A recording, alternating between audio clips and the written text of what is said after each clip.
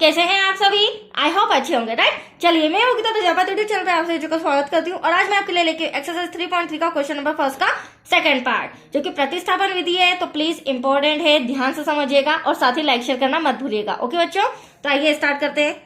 देखिए क्या कहना है इस क्वेश्चन में, निम्नलिखित समीकरण युग्मों को प्रतिस्थापन विधि से हल कीजिए। अब प्रतिस्थापन विधि में क्या होता है बच्चों, दो इक्वेशन तो हमें सम के अंदर दी रहती है, हमें तीसरी इक्वेशन बनाना कंपलसरी है। जब तक हम तीसरी इक्वेशन नहीं बनाएंगे तब तक हम एस और टी का मान नहीं निकाल सकते हैं, राइट। अब आप देख सकते हैं यहाँ पे फर्स्ट इक्वेशन, इसे तो मैं फर्स्ट इक्वेशन दे देती हूँ क्योंकि सिंपल सी है।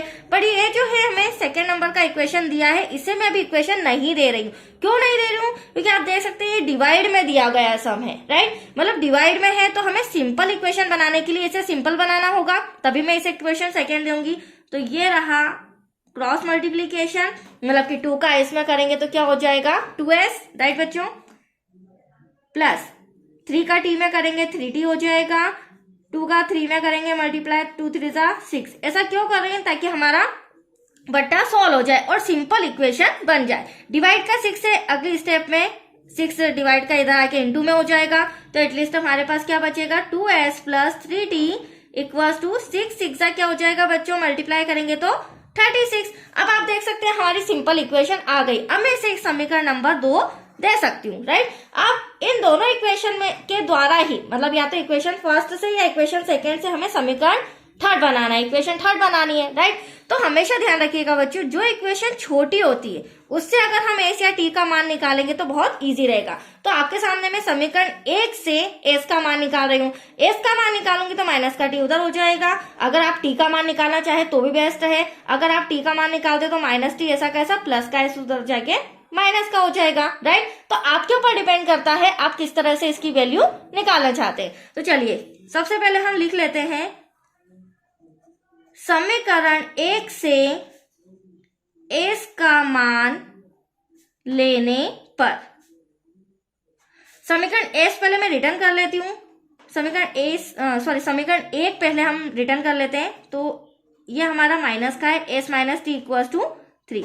तो अब मुझे एस का मान चाहिए बच्चों, तो होगा क्या, माइनस का टी इधर आके क्या हो जाएगा, प्लस का हो जाएगा। तो आप देख सकते हैं मैंने एस का मान भी निकाल लिया और हैंड टू हैंड ये हमारा समीकरण नंबर थर्ड भी आ गया। यहां तक कोई डाउट आपको? समीकरण थर्ड लाना था हमें। अब देखो एस का मान किस में रखोगे, समीकरण 1 में रखोगे या फिर 2 में रखोगे, ये इंपॉर्टेंट पॉइंट है। तो हमेशा ध्यान रखिएगा, यदि आपने समीकरण फर्स्ट से एस या टी की वैल्यू निकाली है तो उसे आपको हमेशा समीकरण सेकंड में रखना होगा, और यदि आपने समीकरण सेकंड से एस या टी की वैल्यू निकाली होती तो आप किस में रखते हैं, फर्स्ट में, मतलब क्रॉस इक्वेशन में आपको वैल्यू पुट करनी होगी। That's clear. तो चलिए अब मैं समीकरण 2 में एस का मान रख रही हूं।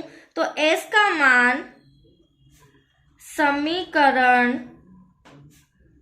2 में रखने पर, अब देख लेते हैं समीकरण 2 हमारा 2s plus 3t equals to 36। तो यहाँ क्या आ जाएगा 2s प्लस का 3t इक्वल्स टू में 36। अब आप ध्यान से देखिएगा बच्चों, 2 तो ऐसा का ऐसा, बट ये जो s है इसके प्लेस पर क्या आ जाएगा 3 प्लस टी। क्या लिख देंगे हम यहाँ पर 3 plus T, right, but bracket में लिखेंगे तो 3 प्लस टी ब्रैकेट क्लोज।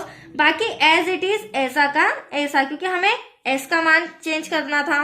अब 2 3 जा 6 हो जाएगा, 2 का t में मल्टीप्लाई करेंगे तो ये 2t हो जाएगा, और यहाँ पर हम प्लस का साइन लगाना भूल गए, तो ये प्लस का 3t एज इट इज ऐसा का ऐसा, 36 ऐसा का ऐसा। तो यहाँ तो कोई डाउट आपको? चलिए आगे कंटिन्यू करते हैं। अब आप देख रहे होंगे ये दोनों प्लस के नजर आ रहे हैं और ये प्लस का 6 इधर आ जाएगा। तो पहले इन दोनों को प्लस करते हैं तो ये 5t हो जाएगा बच्चों, 36 ऐसा का ऐसा, प्लस का 6 हम इधर भेज देते हैं तो माइनस का हो जाएगा। अब 5t, 36 में से 6 माइनस गया तो एटलीस्ट क्या बचा हमारे पास 30।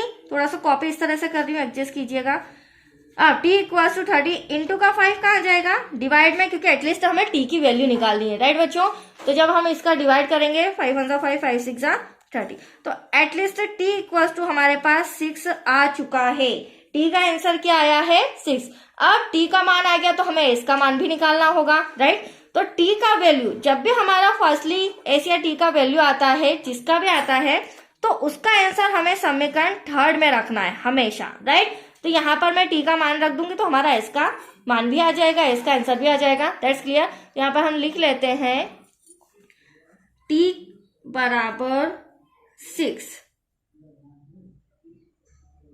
समीकरण 3 में रखने पर, या ऐसा भी लग सकता है t इक्वल्स टू 6 का मान, यहाँ पे लिख देती हूं मैं, का मान समीकरण 3 में रखने पर। तो समीकरण 3 क्या है बच्चों, s equals to 3 plus T.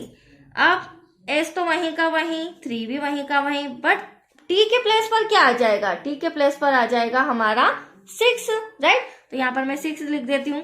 अब s इक्वल्स टू 6 प्लस 3 कितना हो जाएगा, 9।